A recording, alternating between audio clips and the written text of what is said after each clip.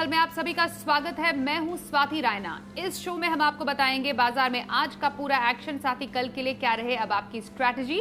हमारे साथ शो में शामिल हो चुके हैं जी बिजनेस के मैनेजिंग एडिटर अनिल सिंघवी। इनसे समझेंगे कल के बाजार पर क्या रहे आपकी रणनीति। साथ ही हमारे साथ आज है प्रॉफिट मार्ट सिक्योरिटीज के अविनाश गोरक्षकर। अविनाश जी, बहुत स्वागत है आपका आज के शो में। आज हम बाजार का हाल समझेंगे आशीष चतुर्वेदी से, साथ ही क्यों फोकस में है फिनोलेक्स केबल्स। वरुण हमें बताएंगे मार्च तिमाही में कैसे रहेंगे एमएनएम के नतीजे। देवांशी से समझेंगे क्या है आईटी सेक्टर के लिए अच्छे संकेत, और मानसी से जानेंगे कोरोना काल में कैसा है रियल एस्टेट सेक्टर का हाल।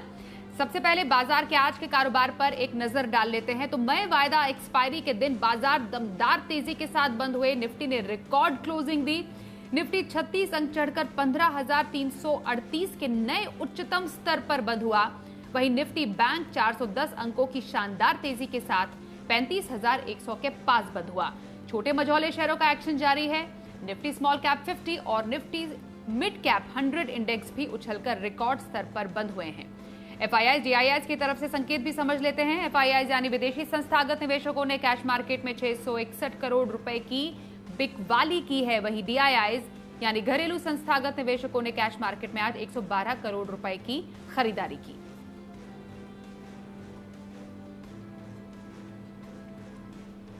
और आइए अब एडिटर्स टेक में अनिल जी से समझते हैं कि आज के दिन बाजार में जबरदस्त एक्शन के पीछे क्या मुख्य कारण रहे। मई सीरीज के आखिरी दिन भारतीय बाजारों में दिखा जबरदस्त एक्शन। मजबूत शुरुआत होती दिखी भारतीय बाजारों की 15,300 के ऊपर, और उसके बाद लगातार 15,350 के आसपास बाजारों ने वक्त बिताया। आखिरी 1.5 घंटे में जिस तरह का आप उतार चढ़ाव और एक्शन एक्सपायरी के दिन उम्मीद करते हैं, वैसा ही होता हुआ दिखा भी। एक बार की तेजी से बाजार नीचे गिरे, 15,300 के नीचे भी आए। काफ़ी शॉर्ट टर्म ट्रेडर्स के स्टॉप लॉसेस ट्रिगर हुए और उसके बाद फिर से ज़बरदस्त मजबूती के साथ बढ़ते नजर आए।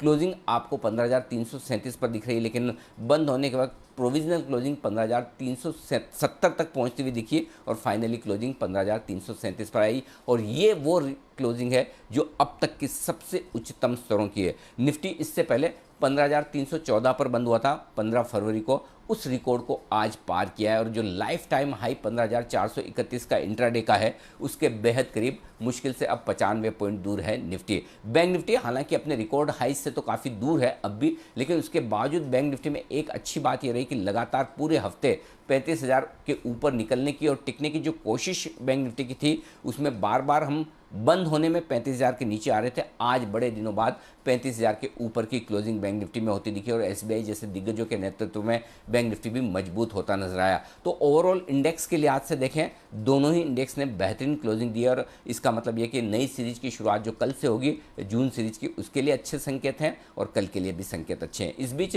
मिड कैप और स्मॉल कैप शेयरों में भी रिकॉर्ड बनने का सिलसिला बरकरार है और ये इंडेक्स भी लाइफ टाइम हाई पर लाइफ टाइम हाई बना रहे हैं और भरपूर एक्शन कैश मार्केट के स्टॉक्स में आज भी आपको देखने को मिला होगा। तो वहां पर पूरी तेजी के साथ ट्रेड होता दिख रहा है और ये सब तब होता दिख रहा है जबकि ग्लोबल मार्केट्स एकदम स्टेबल हैं, बहुत ज़्यादा उतार चढ़ाव नहीं है। तो भारतीय बाजार अपनी ही ताकत पर, जो कि एक कोरोना के घटते हुए मामलों से आ रही है, दूसरा एफआईज की बिकवाली रुकने से आ रही है, तीसरा स्टेबल ग्लोबल मार्केट से आ रही है, चौथा कंपनियों के दमदार नतीजों से आ रही है और पांचवें तकनीकी तौर पर बाजार चूंकि लगातार 15,000 के ऊपर बने हुए, मजबूती वहां से मिलती दिख रही है। इन सब के चलते बाजार ने तेजी का पंच लगाया है। आज एक रिकॉर्ड हाई ऐतिहासिक दिन। कल के लिए अब क्या खास स्ट्रैटेजी रहे अनिल जी से समझेंगे, लेकिन उससे पहले आज के बाजार की और क्या खासियत रही है सेक्टर स्पेसिफिक जानने के लिए आशीष का रुख कर लेते हैं। आशीष, जरा बताएं खबरों के दम पर कहां रहा सबसे ज्यादा एक्शन। देखिए, मंथली एक्सपायरी के दिन बाजार में बढ़िया तेजी देखने को मिली। निफ्टी में अगर आप क्लोजिंग देखें तो लाइफ हाई पर यानी 15 फरवरी के बाद सबसे बेहतरीन क्लोजिंग निफ्टी पर देखने को मिली। सेंसेक्स करीब 100 अंकों की तेजी के साथ बंद हुआ, लेकिन आज का स्टार परफॉर्मर रहा निफ्टी बैंक। आखिरी आधे घंटे में अगर आप देखें तो शार्प मूव आते हुए देखा, करीब 400 अंकों की तेजी निफ्टी बैंक में देखने को मिली। आइए सबसे पहले वो स्टॉक्स बता देते हैं जो हमने आपको जी बिजनेस पर बताए। स्टरलाइट टेक्नोलॉजीज और विप्रो, ये दोनों स्टॉक आपको राकेश कुणाल चार्ट कॉर्नर में बताए गए थे। जयकॉप आपको वागले साहब ने बताया था। शारदा मोटर्स आपको जैन साहब के जेम्स में बताया गया था। अच्छा उछाल स्टॉक में देखने को मिला। और सेक्टर स्पेसिफिक एक्शन की बात करें तो जैसा मैंने कहा कि आज चौंका दिया निफ्टी बैंक ने। आखिरी आधे घंटे 40 मिनट में अगर आप देखें तो तेज उछाल देखने को मिला और सरकारी बैंकों की तरफ से बढ़िया पार्टिसिपेशन रहा। तेजी को लीड किया पंजाब नेशनल बैंक ने, करीब 7 से 8% की तेजी दिन के दौरान देखने को मिली।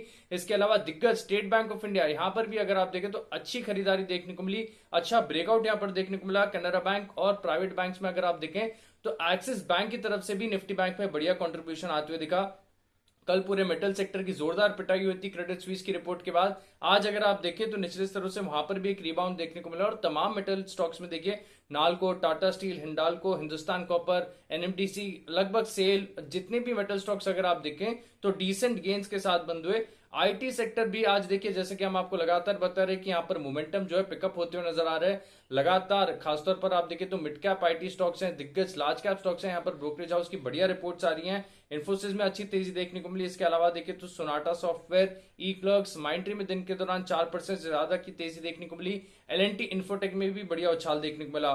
फार्मा स्टॉक्स की बात की जाए तो एस्टर बायोसेंसेस, यहाँ पर एक बढ़िया ब्रेकआउट देखने को मिला। अजंता फार्मा, पनीशियो बायोटेक और करीब आईओएल केमिकल्स में 2% की तेजी देखने को मिली। लेकिन ऑयल एंड गैस सेक्टर अगर आप देखें तो इसने बाजार को थोड़ा सा निराश किया। ऊपरी तरफ से मुनाफा वसूली देखने को मिली बीपीसीएल में, ओएनजीसी, एचपीसीएल और आईओसी हल्की गिरावट के साथ बंद हुए। और अंत में रियल एस्टेट स्टॉक्स भी देखिए, यही एक ऐसा सेक्टर था जहां पर आज आपको मीनिंगफुल गिरावट देखने को मिली। हेमिस्फीयर प्रॉपर्टीज करीब 4-4.5% की गिरावट यहां पर देखने को मिली। फिनिक्स मैच, डीएलएफ, सोबा गिरावट के साथ बंद हुए। अविनाश जी का रुख कर लेते हैं हमारे आज के खास एक्सपर्ट। अविनाश जी, मई सीरीज वायदा एक्सपायरी का दिन, अच्छा खासा एक्शन बाजार में दिखा। अब जून सीरीज की शुरुआत में आप कैसा एक्शन एक्सपेक्ट कर रहे हैं? साथ ही हफ्ते भर का नजरिया, पोजिशनल व्यू कहां पर रखा जाए? स्वाति, मुझे लग रहा है कि मार्केट्स में एक स्टॉक स्पेसिफिक और सेक्टर स्पेसिफिक ही अप्रोच रहेगा। मेरे ख्याल से जिस प्रकार की अपटिक आज हमने बैंकिंग स्टॉक्स में देखी है और स्पेशली सरकारी बैंकों में देखी है, हमको लग रहा है कि ये एक स्पेस है जहां पे आपको अच्छी तेजी मीडियम टर्म में दिख सकती है। तो मुझे लग रहा है कि जून के सीरीज में बैंकिंग स्पेशली पीएसयू स्टॉक्स के ऊपर हमको काफ़ी पॉजिटिव रुझान लग रहा है। और यहाँ पे SBI, bank of Baroda, PNB, ये सारे स्टॉक्स हमको लग रहा है कि इन लेवल से भी अच्छे खासे बढ़ने की खामियत रखते हैं। पोजिशनल व्यू अगर 8 से 10 दिन का लेना है तो मैं समझता हूँ कि आईटी सेक्टर में एलएनटी इन्फोटेक का अच्छा विकल्प है। हमको लग रहा है कि स्टॉक में अभी भी अच्छा खासा अपसाइड पॉसिबल है। करीबन 4120 का हमारा नियर टर्म का टारगेट है और यहाँ पे डेफिनेटली खरीदना चाहिए। हमको लग रहा है कि नॉट ओनली करेंसी का हेडविंड टेलविंड इनके लिए फायदेमंद रहेगा, लेकिन जिस प्रकार के ऑर्डर विन और कमेंट्री मैनेजमेंट में दी है, हमको लग रहा है ये बहुत ही अच्छा विकल्प हो सकता है। तो करीबन 3825 का एक स्टॉप लॉस लेके यहाँ पे 4120 का टारगेट लेके ये एक 8 से 10 दिन का व्यू लिया जा सकता है। हफ्ते भर की खरीदारी एलएनटी इन्फोटेक में करने की सलाह अविनाश गोरक्षकर की, जानेंगे उनसे और भी सेक्टर्स पर उनका व्यू, कुछ आने वाले नतीजों पर भी बातचीत कर लें। मार्च तिमाही में एमएनएम के नतीजे कैसे रह सकते हैं? नतीजे आने वाले हैं, अनुमान क्या कहता है? हमारे साथ हमारे सहयोगी कुशल है। कुशल, जरा बताएं, मार्च तिमाही में एमएनएम के नतीजों से उम्मीद क्या है? ओके, वरुण है हमारे साथ। वरुण से समझते हैं। वरुण बताइए, एमएनएम प्रीव्यू को लेकर आपके पास क्या रिपोर्ट आई है? देखिए, एमएनएम के नतीजे बेहतरीन रहेंगे, नो डाउट। लो बेस का फायदा तो मिलेगा। इसके अलावा अगर आप देखें तो वॉल्यूम ग्रोथ जो है इस बार करीब 33% के आसपास की रही है, तो उसका फायदा मिलेगा।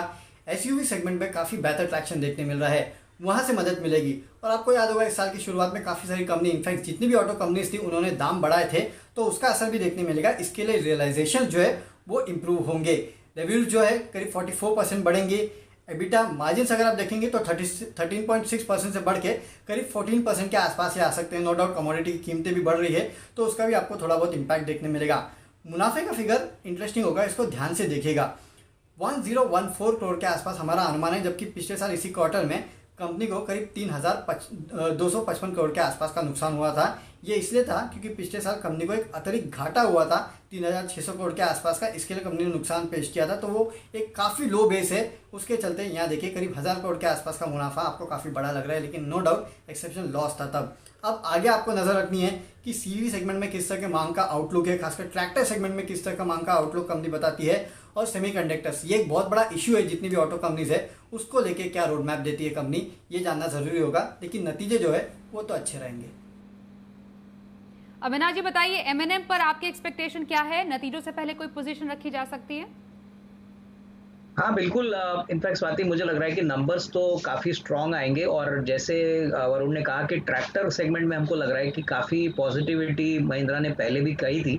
इन्होंने ऑलरेडी कहा था कि वो इंडस्ट्री से ज़्यादा सिग्निफिकेंट ग्रो करेंगे, करीबन 18-20% की गाइडेंस उन्होंने पहले दी थी।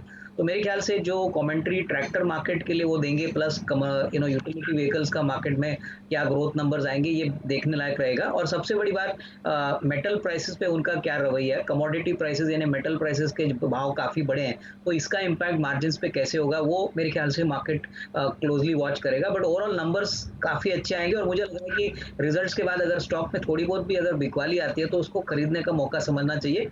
मीडियम टर्म में हमको लग रहा है 6 से 12 महीने में करीबन 1050-1100 का लेवल कंफर्टेबली पॉसिबल है। ओके सर, आगे बढ़ते हैं, आईटी सेक्टर का रुख कर लेते हैं। अच्छे संकेत यहां पर देखने को मिल रहे हैं कोरोना की दूसरी लहर के बावजूद। देवांशी आशर से बात करते हैं। देवांशी, जरा बताएं आईटी सेक्टर के लिए क्या पॉजिटिव न्यूज है? जी बिल्कुल, आप देखिए आज आईटी इंडेक्स में भरपूर तेजी होती हुई दिखी थी। निफ्टी आईटी इंडेक्स में करीब 1.25% से ज्यादा की तेजी थी। ज्यादातर स्टॉक्स आज बस करते हुए दिखे और हरे निशान के साथ ट्रेड कर रहे थे, लेकिन दो स्टॉक्स थे जहां पे सबसे ज्यादा आज बस बना हुआ था, माइंडट्री और साथ ही इन्फोसिस। सबसे पहले माइंडट्री की बात कर लेते हैं। कल एनालिस्ट डे था और उसमें कंपनी की जो मैनेजमेंट है उन्होंने जितने भी कमेंट्स दी हैं कंपनी को लेके वो काफ़ी पॉजिटिव थे। सबसे पहले उनका कहना है कि जापान, साथ ही मिडिल ईस्ट, एशिया पैसिफिक, ये जोग्राफीज़ हैं जहाँ पे कंपनी एंट्री करने पर पूरी तैयारी करती हुई दिख रही है, स्ट्रैटेजीज बना रही है। यूरोप में भी अब उनका जो फोकस है वो बढ़ाने पर कंपनी स्ट्रैटेजी बनाती हुई दिख रही है। क्लाउड क्षेत्र में करार करने पर कंपनी का फोकस बनता हुआ दिख रहा है। और आखिर में कंपनी का ये भी कहना है कि डिलीवरी सेंटर खोलकर डिलीवरी मॉडल बदलने की तैयारी कंपनी करती हुई दिख रही है। तो इन ऑल आने वाले क्वार्टर्स में अच्छे गेन्स आपको इस स्ट्रैटेजी से मिलते हुए दिख सकते हैं। नई जोग्राफीज में कंपनी एंटर करती हुई दिख रही है। दूसरी तरफ इन्फोसिस की अगर बात करें तो जेपी मॉर्गन की जो कॉन्फ्रेंस थी वहां पे इन्फोसिस के मैनेजमेंट की जो कमेंट्री थी वो पॉजिटिव थी। सबसे पहला और अहम कमेंट्री यही थी कि कोरोना की जो दूसरी लहर आती हुई दिख रही है उसके चलते एग्जीक्यूशन पर कोई असर होता हुआ नहीं दिखा है, ये पॉजिटिव था। साथ ही उन्होंने FY22 की आय और मार्जिन की जो गाइडेंस है वो भी बरकरार रखी है। उनका कहना है कि जो डील पाइपलाइन है उसमें मजबूती जारी है। डिजिटल क्षेत्र में अधिग्रहण करने पर कंपनी अब पूरी फोकस करती हुई दिख रही है। साथ ही ऑफशोर मिक्स जारी रहने के चलते मार्जिन्स पर काफ़ी सहारा मिलता हुआ दिख रहा है। तो इन ऑल जो पॉजिटिव कमेंट्रीज आती हुई दिख रही हैं आईटी स्टॉक्स पर, इसी के चलते हमने देखा कि ये दोनों स्टॉक्स फोकस में थे। एंड ओवरऑल इंटरनेशनल मार्केट के सपोर्ट से भी हमने देखा आज आईटी स्टॉक में काफ़ी अच्छा बज़ बनता हुआ दिख रहा था। अविनाश जी, आईटी स्पेस में और कहां फोकस रहे? मुझे लग रहा है कि आईटी स्पेस में विप्रो और जो L&T इन्फोटेक है यहाँ पे हमको लग रहा है कि अच्छी खासी अपसाइड आने की पॉसिबिलिटी है। इनफैक्ट माइंडट्री ने तो पॉजिटिव कमेंट्री दी है, लेकिन विप्रो मुझे लग रहा है एक आउट परफॉर्मर साबित हो सकता है। तो विप्रो में जिनको पोजीशन लेनी है, मैं समझता हूँ कि इवन करंट लेवल्स पे अच्छा खासा मुनाफा बन सकता है। और सबसे बड़ी बात जो मैंने कहा कि होपफुली अगर करेंसी टेलविंड इनको फायदा देता है तो सारे आईटी कंपनीज को मार्जिन में कंफर्टेबली एक आधे से 1% का मार्जिन में इजाफा हो सकता है। तो यहाँ पे स्पेस जरूर देख लीजिए, क्योंकि अगर डॉलर स्ट्रांग होता है और रुपया वीक होता है तो इसका सीधा इम्पैक्ट इनके बॉटम लाइन पे आता है। बिल्कुल, आईटी स्पेस के बाद जरा रियल एस्टेट स्पेस की भी बात कर लेते हैं। यहां पर कोरोना की वजह से क्या इम्पैक्ट देखा जा रहा है, मानसी के पास पूरी रिपोर्ट है। मानसी, जरा बताएं कोरोना काल में रियल एस्टेट सेक्टर का हाल कैसा रहा है? जी बिल्कुल, देखिए रियल एस्टेट सेक्टर में के शेप रिकवरी देखने को मिल रही है, यानी कि विपरीत ट्रेंड देखने को मिल रहे हैं रेजिडेंशियल रियल एस्टेट और कमर्शियल रियल एस्टेट के बीच। दो सबसे अहम सेगमेंट है रियल एस्टेट के, और आप देखेंगे रेजिडेंशियल स्पेस में मजबूती है तो कमर्शियल रियल एस्टेट बेहाल देखने को मिल रहा है। पर्टिकुलरली टियर 1 टियर 2 शहरों में बिक्री में लगातार बढ़त का ट्रेंड देखने को मिला है। इसके पीछे की वजह भी है स्टैंप ड्यूटी, ब्याज दरों में कटौती, डिस्काउंट से खरीदारों को काफी हद तक सहारा मिला है। मार्च तिमाही में नए लॉन्चेस जो है 18% बढ़ते हुए हमने देखे हैं। करीब 70% नए लॉन्च मुंबई, पुणे, दिल्ली एनसीआर से हुए हैं, और सस्ते घरों में काफी नए लॉन्चेस हुए हैं। अफोर्डेबल हाउसिंग यानी कि 40 लाख तक के घरों में 30% के न्यू लॉन्चेस देखने को मिले हैं, और मिड इनकम ग्रुप यानी कि 40 से 80 लाख तक के घरों में 43% तक का इजाफा न्यू लॉन्चेस में देखने को मिला है। कमर्शियल रियल एस्टेट की स्थिति इसके विपरीत है। लॉकडाउन, वर्क फ्रॉम होम के चलते ऑफिस स्पेस की मांग बिल्कुल घटती हुई दिखी है। पुणे के अलावा देश के 7 बड़े शहरों में मांग में भारी गिरावट देखने को मिली है। आपके सामने एक ट्रेंड है जिसमें बेंगलुरु, चेन्नई, दिल्ली एनसीआर, हैदराबाद, कोलकाता, मुंबई, पुणे के ट्रेंड हम दिखा रहे हैं। जहां हम देखेंगे अहमदाबाद में, जहां रेजिडेंशियल स्पेस में 34% की बढ़त मार्च तिमाही में दिखी है, तो वैसे ही ऑफिस स्पेस में गिरावट दिखी है। बेंगलुरु में 18% की अगर बढ़त रेजिडेंशियल में दिखी है, तो उसके विपरीत 36% की गिरावट ऑफिस स्पेस में देखने को मिली है। ठीक इसी तरह चेन्नई, दिल्ली एनसीआर, हैदराबाद और कोलकाता, साथ ही मुंबई में भी विपरीत ट्रेंड। मुंबई में देखिए 22% की बढ़त रेजिडेंशियल स्पेस दिखा रहा है, तो कमर्शियल स्पेस 77% की गिरावट दिखा रहा है। सिर्फ पुणे को छोड़ दीजिए, क्योंकि पुणे में 75% की बढ़त रेजिडेंशियल में और 65% तक की बढ़त कमर्शियल में, यानी कि कमर्शियल स्पेस अब भी वहां पर कार्यरत है, वहां पर भी मांग अभी भी कायम है। इसके अलावा 7 बड़े शहर जो हैं देश के, वहां पर विपरीत ट्रेंड, यहाँ जैसे कि रेजिडेंशियल तेजी देख रहा है और कमर्शियल गिरावट देख रहा है। बहुत शुक्रिया मानसी, रियल एस्टेट की तस्वीर हम तक पहुंचाने के लिए। आगे बढ़ते हैं और देखते हैं शो का खास सेगमेंट शर्मा जी का ऑप्शन।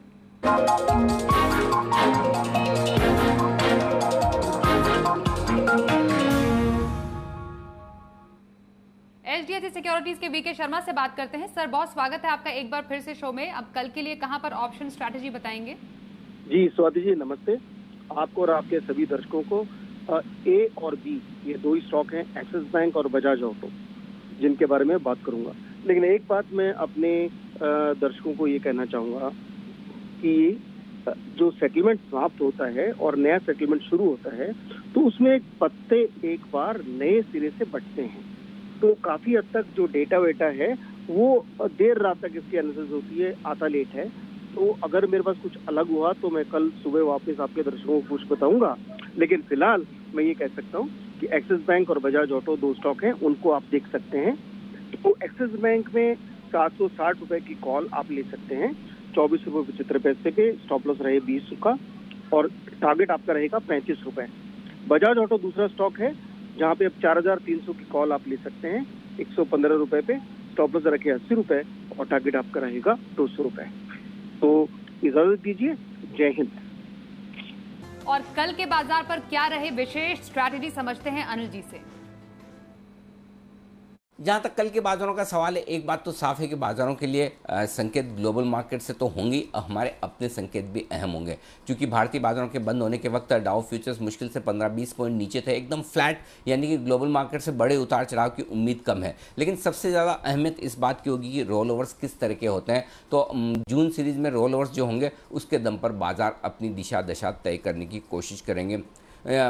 और आज देखते हैं किस तरह का एक्शन बाजार में और शॉर्ट कवरिंग के लिहाज से या खरीदारी के लिहाज से बनता हुआ दिखता है। जो बेस से बाजार का अब धीमे धीमे ऊपर की तरफ शिफ्ट होता दिख रहा है। 15,200 अब निफ्टी पर मजबूत सपोर्ट का काम करेगा और ऊपरी स्तरों पर 15,500 तक जाने की तैयारी निफ्टी की होती हुई दिख सकती है। तो अब रेंज आपके लिए 15,200 से 15,500 की बनेगी। बैंक निफ्टी का जहाँ तक सवाल है, 34,500 से 35,500 इस 1000 पॉइंट की रेंज को बैंक निफ्टी ट्रेड करने की कोशिश करेंगे और एक बार 35,500 के पार निकलने के बाद तेजी और भी बेहतरीन और भी ज़्यादा होती हुई नजर आएगी। तो ओवरऑल दोनों ही इंडेक्स मजबूती के साथ आगे बढ़ने को तैयार हैं और मजबूती के साथ आगे बढ़ने को तैयार है कैश मार्केट के स्टॉक्स में। यहां पर भी कल आपको फिर से भरपूर एक्शन देखने को मिलेगा और वहीं पर ट्रेडर्स को और फोकस करना चाहिए। तो कल का सेशन नई सीरीज की शुरुआत एक और अच्छे नोट पर होने की पूरी उम्मीद आप कर सकते हैं।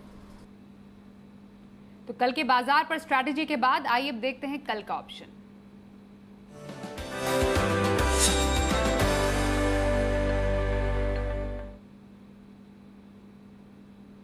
चलिए सुमित जी से थोड़ी देर में बात करेंगे, उससे पहले अविनाश जी का रुख कर लेते हैं। अविनाश जी, आज आप लॉन्ग टर्म पिक हमारे दर्शकों के लिए कौन सी लेकर आए हैं?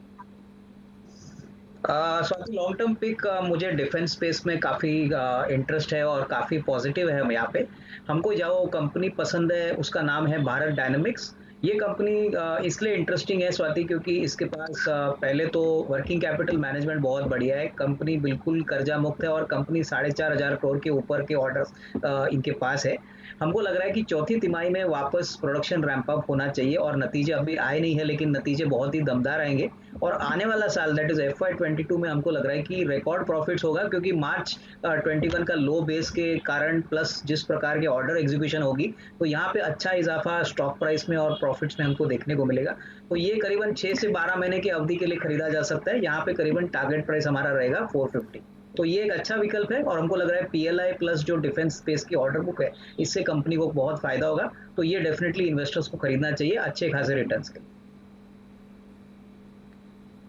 तो लंबी अवधि के लिए भारत डायनामिक्स में खरीदारी की सलाह दे रहे हैं आज के एक्सपर्ट अविनाश गोरक्षकर की। और चलिए अब सुमित बगड़िया का रुख कर लेते हैं, हमारे साथ जुड़ चुके हैं। सुमित जी, बहुत स्वागत है आपका शो में। कल के लिए ऑप्शन स्ट्रैटेजी कहां पर सुझाएंगे? नमस्कार स्वाति, गुड इवनिंग। कल के लिए ऑप्शन स्ट्रेटेजी में मेरे पास 2 ऑप्शन है और दोनों कॉल है, यानी दोनों तेजी की तरफ के स्टॉक है। तो जो पहला स्टॉक है वो है हीरो मोटोकॉर्प। हीरो मोटोकॉर्प में मेरे को ऐसा लगता है कि एक अच्छी तेजी देखने को मिलनी चाहिए। इसके लिए 3000 वाला कॉल 120 के आसपास लेने का सलाह रहेगा। स्टॉप लॉस लगाइए 80 रुपए का, ऊपर में टारगेट होगा 160 रुपए से लेके 180 रुपए तक का। 1 से 2 दिनों के लिए स्ट्रेटेजी हो सकती है। दूसरा स्टॉक बैंकिंग सेक्टर मेरे को लग रहा है परफॉर्म कर सकता है। कोटक बैंक चार्ट के ऊपर अच्छा लग रहा है। कोटक बैंक का 1780 का कॉल 68 रुपए के आसपास लेने का सलाह रहेगा। 50 रुपए का इसके अंदर स्टॉप लॉस लगाइए, ऊपर में टारगेट बनेगा 85 रुपया और उसके बाद 100 रुपया। तो कोटक बैंक का 1780 का कॉल ले सकते हैं। बहुत शुक्रिया सुमित जी, शो में शामिल हुए, ऑप्शन की स्ट्रैटेजी आपने बताई। अविनाश जी, आपका भी बहुत धन्यवाद। हमारे तमाम रिसर्च एनालिस्ट का भी बहुत शुक्रिया हम तक एक्सक्लूसिव खबर और रिसर्च पहुंचाने के लिए। आज के लिए शो में बस इतना ही।